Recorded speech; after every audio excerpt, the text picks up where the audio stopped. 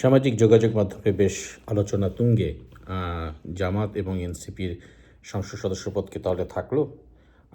যেটি বলছেন ব্যারিস্টার তানিয়া আমির মূলত এই বিতর্কের জন্মটি দিয়েছেন। তিনি তার আইনের আলোকে, জ্ঞানের আলোকে বলছেন, যেহেতু জামাত প্রথমে এমপি হিসেবে শপথ নিয়েছে, জামাত এবং এনসিপি পরবর্তীতে সংবিধান সংস্কার পরিষদ হিসেবে, এবং যেহেতু বিএনপি বর্তমান শাসক দল, তারা সেটিকে ডিনাই করেছে যে তারা সেটি শপথ নেবে না। কাজেই আলটিমেটলি জামাত এবং এনসিপির সংসদ সদস্য পদ হিসেবে থাকার কোনো বৈধতা নেই বলে ব্যারিস্টার তানিয়া আমির সামাজিক যোগাযোগ মাধ্যমে বক্তব্য দিচ্ছে। মূলত এরপর থেকে শোরগোল, তাহলে কি জামাত এবং এনসিপির ভবিষ্যৎ কী?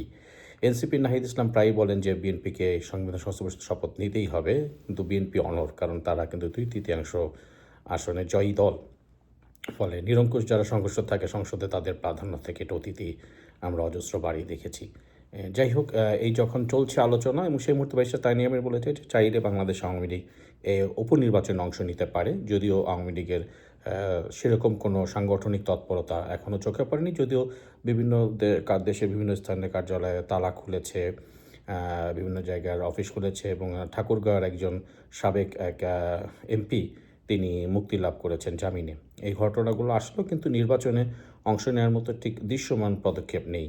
যাই হোক, এর পাশাপাশি আরও একটি আলোচনা চলছে, সেটি হচ্ছে সেনাবাহিনী প্রধানকে যে কোনো মুহূর্তে সরে যেতে হবে বলে সামাজিক যোগাযোগ মাধ্যমে আলোচনা চলছে। এর কারণ হিসেবে বিএনপির যারা প্রতিরক্ষা বিষয়ক যারা জ্ঞান রাখেন, তারা বলছেন যেহেতু বর্তমান সেনাবাহিনী প্রধান জামাত ঘরানার, এবং জামাতের সাথে বর্তমানে বিএনপির দূরত্বটি বেশ রয়েছে, ফলে তারা এটিকে তাদের একটি ঝুঁকি হিসেবে তারা দেখে। এবং আপনারা জানেন যে বর্তমান পররাষ্ট্রমন্ত্রী খলিলুর রহমানের সঙ্গে বর্তমান সেনাবাহিনী প্রধানের একটি দৃশ্যমান পার্থক্য ছিল, এবং একটি সময়ে যিনি যখন সাবেক অন্তর্বর্তী সরকারের নিরাপত্তা উপদেষ্টা ছিলেন, সেনাবাহিনী প্রধান তাকে কিন্তু ঢুকতে দেননি ক্যান্টনমেন্টে।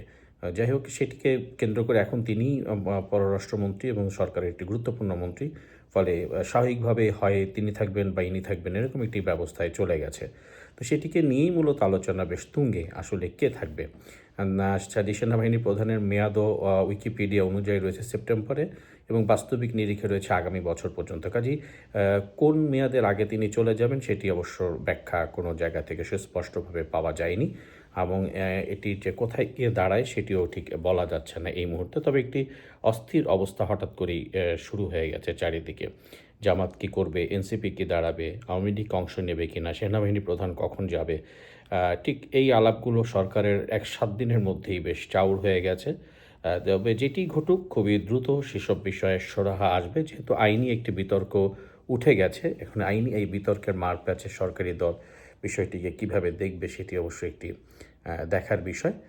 সব কিছু মিলায় অপেক্ষা করতে হবে। বলা যেতে পারে যে এই বিতর্কগুলো বর্তমানে বেশ টক অফ দ্য কান্ট্রিতে পরিণত হয়েছে। এর পরিণতি কী দাঁড়ায়? জামাত এনসিপির কি সংসদ সদস্য থেকে যায়, নাকি চলে যায়, নাকি সেনাবাহিনী প্রধান স্বেচ্ছায় চলে যাবেন, নাকি সরকার থেকে সরিয়ে দেবেন, সেটি দেখার জন্য হয়তো বা আর কিছুদিন অপেক্ষা করতে হবে।